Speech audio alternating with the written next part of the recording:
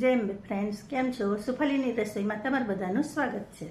તો આજે હું બનાવવાની છું મસાલા કેરી, જેની રેસીપી હું તમારી સાથે શેર કરવાની છું. તો એને વઘાર્યું પણ કહેવાય અમારી ભાષામાં. તો ચાલો આપણે એ રેસીપી શરૂ કરીએ. તો વઘારી બનાવવા માટે આવી 2 કેરી લીધી છે, અને અમે તોતાપુરી કેરી કહીએ છીએ. તમે ખાટી મીઠી કોઈ બી કેરી હોય ને તે લઈ શકો. તો હવે એના ટુકડા કરી લેવાના.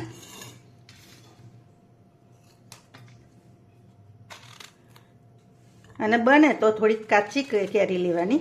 આ એક દિવસ રહે ને તો પાકી ગઈ છે, પણ હું ખાલી રેગ્યુલર ખાવા બનાવું છું એટલે વાંધો નહીં. પણ જો તમે આખું વરસ તમારે રાખવું હોય ને તો કાચી કેરી લેવાની, આવી પાકી નહીં લેવાની. હવે એના આવી રીતે ટુકડા કરી લેવાના.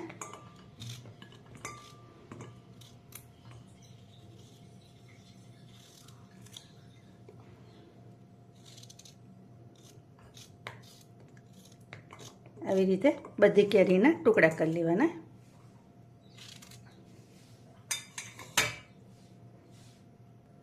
તો જો ફ્રેન્ડ્સ, આવી રીતે બધી કેરીના ટુકડા કરી લેવાના. હવે આપણે વઘાર કરી લઈએ. હવે આવી કઢાઈ લેવાની, એમાં તેલ એડ કરી દેવાનું. 2 ચમચી જેટલું તેલ એડ કર્યું છે. તેલ થઈ જાય એટલે જીરું એડ કરી દેવાનું. જીરું થાય એટલે આ ખડા મસાલા છે, તજપત્ર છે, બાદિયું છે, લવિંગ છે અને તજનો ટુકડો છે, એ બધું એડ કરી દઈશું. એ થાય એટલે હિંગ પણ એ જોડે એડ કરી દેવાની.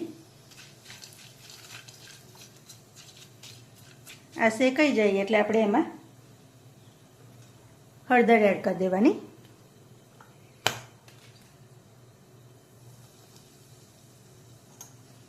અને મરચું એડ કરી દઈશું. હવે એને કેરીના ટુકડા અંદર એડ કરી દેવાના.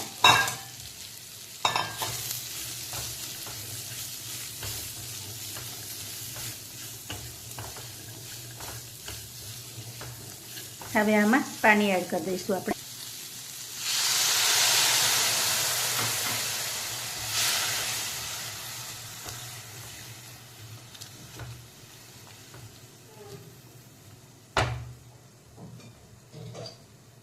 આને ઢાંકીને આપણે 5 મિનિટ થવા દઈશું.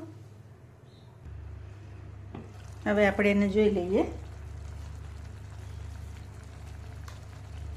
આટલું થાય એટલે આપણે એમાં મીઠું એડ કરી દઈશું ટેસ્ટ પ્રમાણે.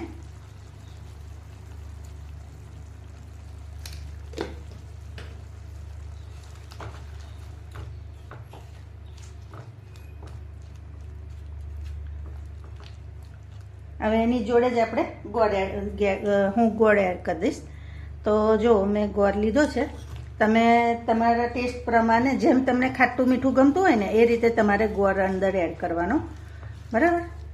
હવે એને ઢાંકીને થવા દઈશું. આ થોડું ખાટું મીઠું જ સારું લાગે એટલે તમે ગળપણ થોડુંક એવી રીતે જ રાખજો.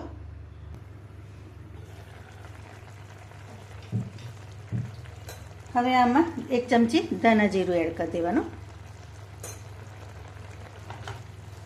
અને આને થોડાક ફૂલ તાપે આપણે એને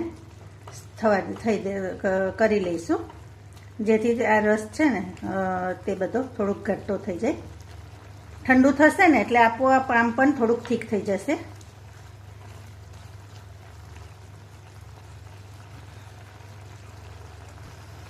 હવે આપણું વઘાર્યું રેડી છે. ગેસની ફ્લેમ બંધ કરી દઈશું.